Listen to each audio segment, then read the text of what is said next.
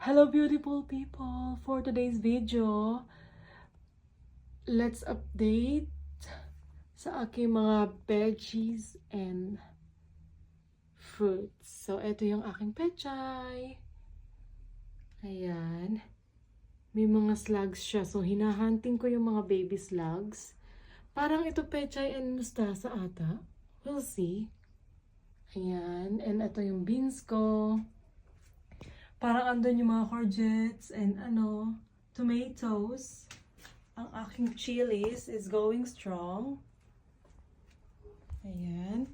Ito pa ang beans.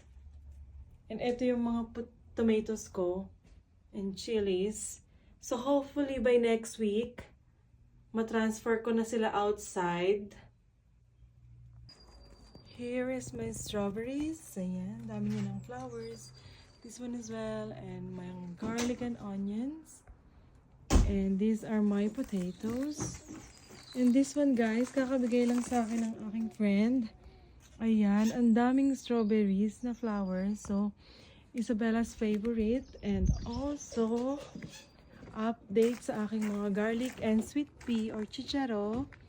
Ayan, inano ko na siya, tinali ko para dun siya magbabaging. That's all. Thank you for watching, beautiful people. Have a nice day. This girl is here.